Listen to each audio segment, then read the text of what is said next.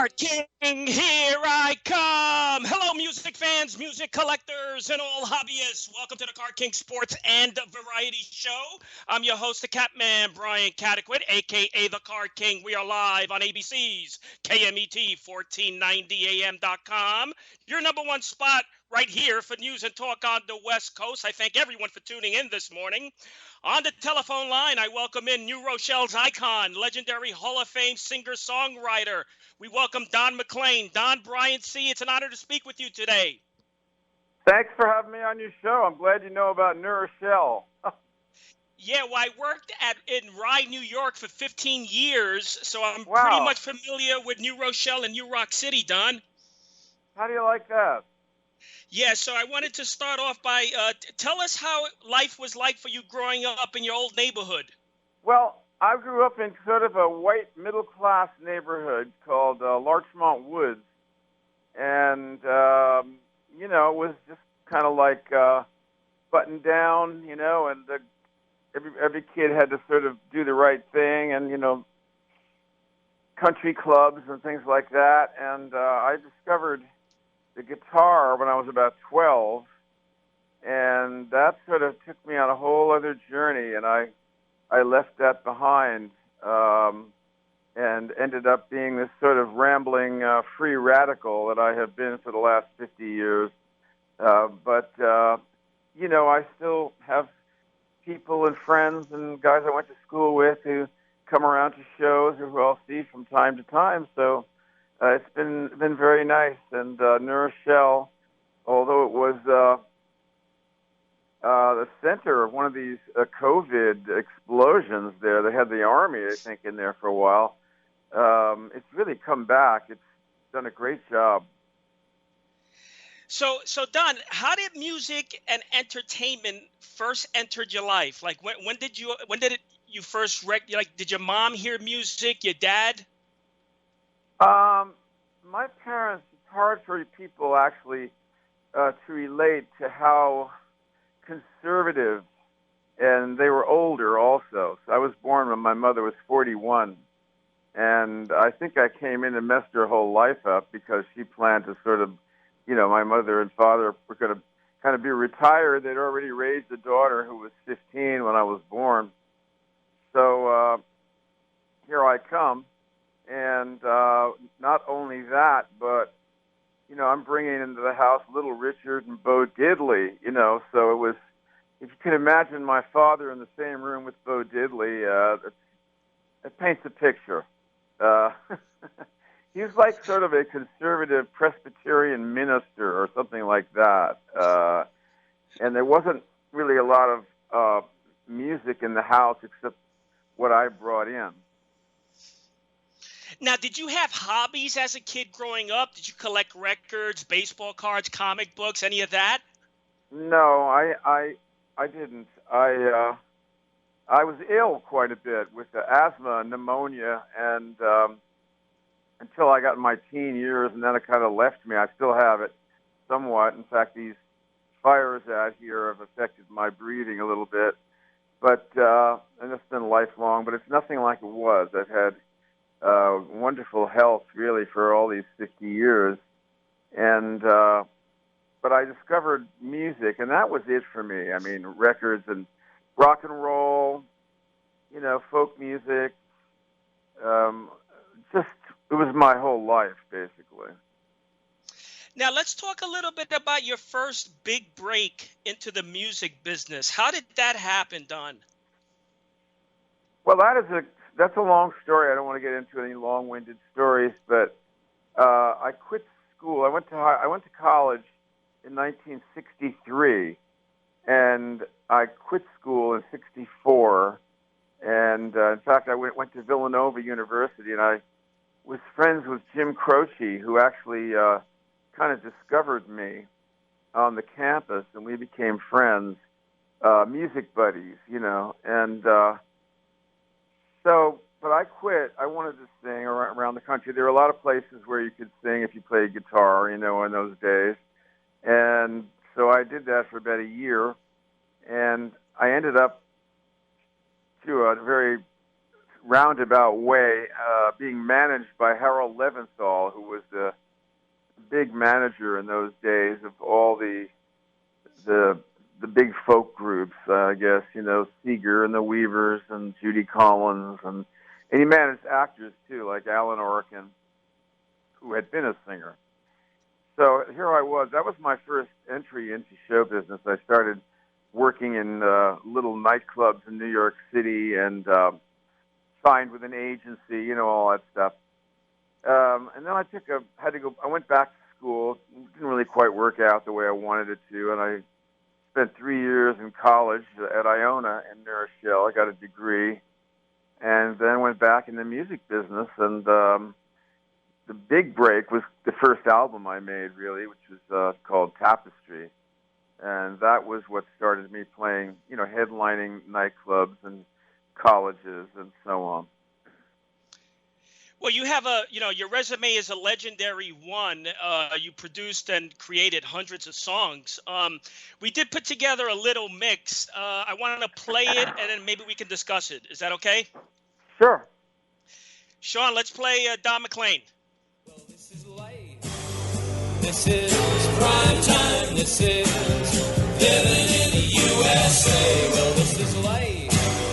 This is prime time. This is living the American way. I was riding on the subway in the afternoon. I saw some kids beating out a funny tune.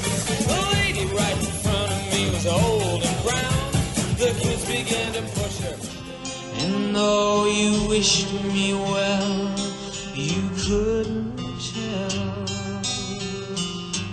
that I'd been crying over you, crying over you. Then you said so long, left me standing alone. Ain't she a honey? If you want her to keep her, you better count your money, 'cause she don't come cheap. But if she loves you, she's gonna let you inside, and then she'll take you on an airplane ride. This'll be the day that I die. Okay, sing it with me now. Here we go. They were singing, bye, bye, Miss American Pie. Drove my Chevy to the levee, but the levee was dry. Them good old boys are drinking whiskey and rye, singing, this'll be the day that I die.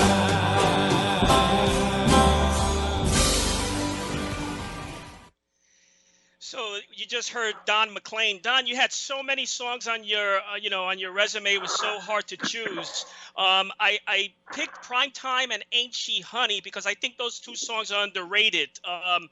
Can you tell us how Primetime came into existence? Well, those are very good choices. I want to commend you on that. Primetime was a kind of a concept song, somewhat like American Pie had been, where I saw America as a game show and the insanity of a crazy game show with all sorts of very high stakes in this game show, everything from nuclear, attack to, pollution or whatever. It's kind of trying to reflect the frantic insanity of America in this game show. And lo and behold, we have a president who is, right in the middle of this insane time right now, who was a TV guy. It's just so funny. I laugh when I look at it because it was 40 years ago when I wrote this, but I sing it now in the show's rockin' version of it, with the group. And I also thought that music was getting mechanical. It sounded, and that was before Devo. Devo came along and kind of made fun of the same concept of mechanical men making music, those great songs that they did. So, that was just something that was in the wind. I'm instinctive. I do what I want to do, and so that one, I was very pleased with that. And in the middle is I try to replicate some sort of an atomic explosion with the guitars, where you're singing "Prime Time, Living in the USA." This thing, it keeps growing, and so that was the idea. But so and go ahead. Yeah. Go ahead. And then we heard "Crying." Now, "Crying" went to number 5 on the U.S. Billboard, Top 100 in early 1981. It was so popular internationally. What would you give it to its popularity? Well, it was number 1 everywhere around the world. I think it even got to 3 in the United States. But I think that it's just beautiful. The production is beautiful, and I was singing well, and I think it was a whole new take on the song. And again, this was part of something that was in the wind, and that was the comeback of the great Roy Orbison. Because here I was enabling that and opening that door for him, and I had known him, and I was a friend of his. And we talked about "Crying" like years before I finally got around to recording it. So, and also Linda Ronstadt had done a beautiful version of "Blue Bayou," and and all of a sudden Roy was on his way. He was everybody was talking about these songs, and then he did that black and white special, and he was in the Wilburys later, and he had that the big record, "Anything You Want, You Got It," and then he died. He was not a well person, but he made it, boy, back all the way at the end. But it didn't last as long as I had hoped it would. Roy was amazing. He was he was really like from another planet. He's one of those people that wasn't earthbound at all. And I like people like that. I loved him. Yeah, reading about Roy's career, very mysterious person. I read he was very difficult to understand. Yeah, he had a lot of tragedy. He lost his wife, his 2 sons, his house burned down. I mean, it's just, and Johnny Cash was his buddy, like his brother, and the night I lost 3 Grammys or 4 Grammys in Nashville, I was at Cash's house, and over comes Roy Orbison and his wife, and then Cash's family and other people. There was a lot of people around, and that's when I got to meet Roy and talk with him, because I told him I already had my eye on that song, because I've had, I guess, blue periods in my life that had lasted for years, and I understood that song, and I felt I could get into that song. And he, of course, had a much worse tragedy, so he had cried a lot, I'm sure. And it's nothing to be ashamed of. It's a beautiful thing, especially it contrasts so much now with all this macho garbage that's on the radio now, which is so stupid. It's beautiful. It's sensitive. It's a gorgeous song, and I've been singing it still. I still sing it. Yeah, I mean, I believe Roy released that song back in 61, 62. 20 years later, 81, you resurrected that song, and you sang it so, I mean, it's just so beautiful. It's so soothing, hearing the way you brought it out to the world. Well, Roy did it in kind of a rumba. I was all right, dum, dum, dum, for a while, dum, dum, dum, kind of like that. I created a slow building tension. I was all right, and then the thing just keeps going, and at the end it crescendos, and a lot of repressed energy in that record, which is kind of what I like to do. I hold back rather than, although I can jump all over a song too, but I love the control of singing a slow song that way. Right, and then let's talk about Ain't She Honey. That was released in 2018, right? Yeah, that's on the Botanical Gardens album. That is a cute little song. I don't know where that came from. I started thinking crazy stuff and wrote it, and then I went in and I did it with my group. And Vip Vipperman is a slide guitar player who I write some songs with once in a while and who is in my band. And he is like a guitar genius. And so it's doop, dip, and doo, doo, doo. It's just a fun thing, a great groove. And I don't even know if, I guess there's drums on it. But, ain't she, honey, going to spend all the money I got? Why not? Yeah, I mean, it's so cool. That's why, I wanted to play it. And it's really never talked about, Primetime and Ain't She Honey. Those are two really cool songs, Oh, well, thank you very much. I happen to think you're right about that. And I think if you're crazy about a girl, that you're going to hear Ain't She a Honey, because those are the kinds of things you think about a cool girl. Right. Now, American Pie, you must have been asked all the questions in the book about this song. But if you can share with me and with the audience here, do you remember the very first time the lyrics of American Pie entered your stream of consciousness? Where were you? What exactly were you doing? Well, I lived in a little gatehouse in a place called Cold Spring in New York, which is across the Hudson from West Point, the military academy, which is about 50 miles north of New York City. I lived in that gatehouse, and I paid, I think, $25 a month rent or something. And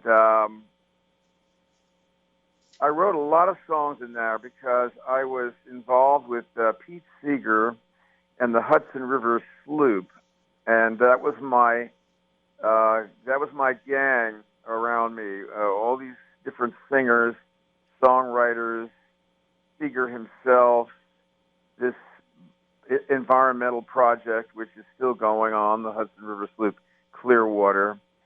And there would be a lot of shows, around that we would do, concerts. And, of course, the main draw was Pete Seeger, but they came to see the boat, and they came to hear other singers, and there were always a lot of other singers.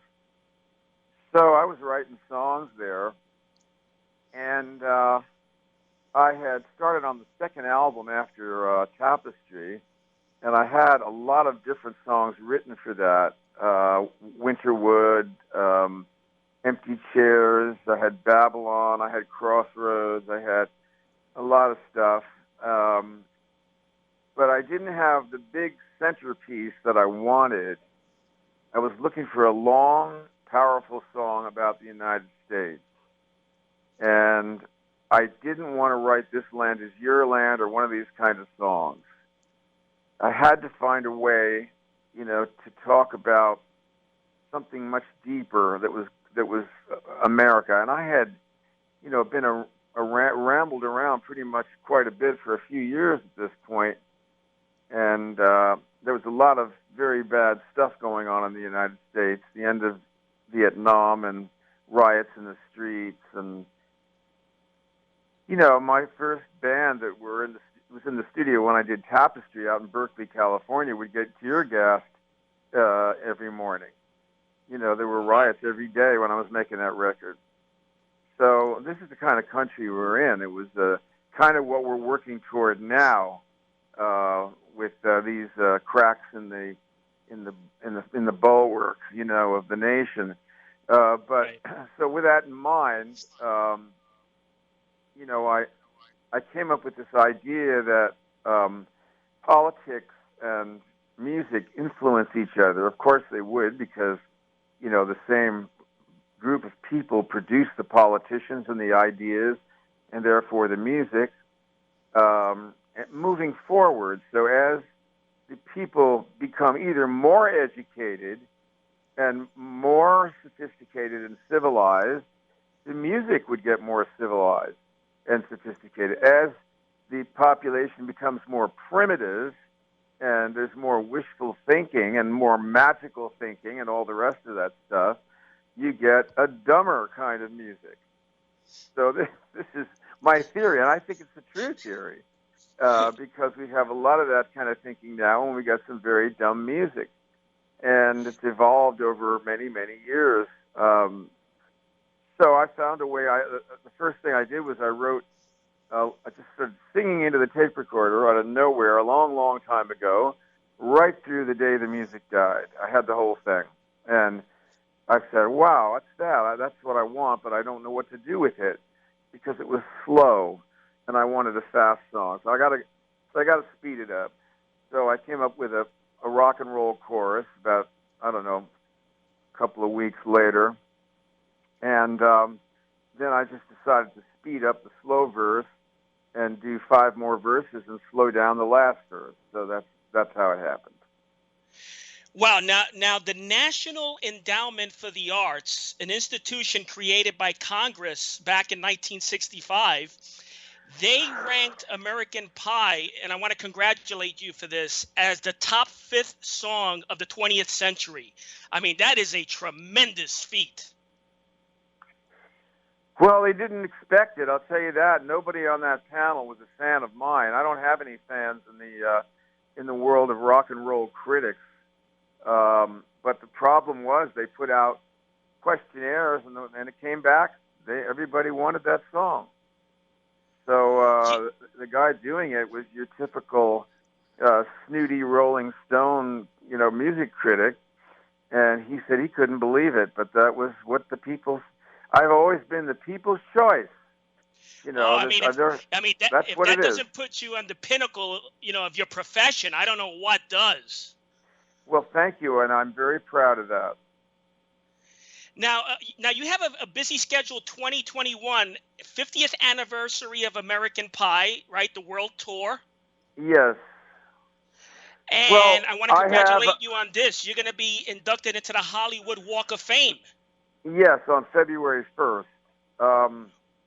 But let me tell you, I have a new YouTube channel, Don Mclean YouTube channel, and you can go there, and we've uploaded 11 albums and 173 tracks, in addition to probably 10 or 15 other albums that are out there on streaming platforms. So there are hundreds and hundreds of the recordings that I have made that are available. Also, a large number of YouTube performances on this YouTube channel. And there'll be a new album that'll be coming out in the fall called Still Playin' Favorites, which is a takeoff on an album I called Playin' Favorites back in the 70s, where I did other songs that weren't mine. And these are just rock and roll songs that we do on the road. And it's a throwaway, but it's a lot of fun, and I think there's some really good stuff on there. And that's what we do. Those are my boys that I work with and have for 20, 30 years. So there's a lot on the horizon. There's also a man named Spencer Proffer, who I have signed an agreement with to do a Broadway show, a documentary, and a children's book called An American Fable. So we're working on those right now, and they'll be out in 2021, as well as hopefully doing this world tour, which is booked, fingers crossed, with all this stuff going on. If not, we'll move it off to the next year, but we will be back on the road. Now, before I let you go, Don, just a personal question. Did you like Madonna's version of American Pie? Were you satisfied with that? It really wouldn't matter whether I liked it or not. I did like it, but it was just the fact that she did it was such a big thrill for me, because she is such an important artist in pop culture. She's really up there with Elvis Presley and people like that, and Mick Jagger. and she doesn't really do other people's music. And she just didn't do the song. She did it two different ways, and then she put it like two or three times, including my version, in that movie she did, The Next Best Thing. So she did a tremendous favor for me, and gave the song a huge shot in the arm. I mean, I was having screaming teenagers for about 2 years after that, and it was, it was just another wonderful thrill. So I always speak very highly of Madonna, and I think she takes a lot of abuse from people who don't like women being successful as she is. There's a certain anti-feminine component to the amount of criticism that she seems to get all the time, and she still keeps scoring, over and over.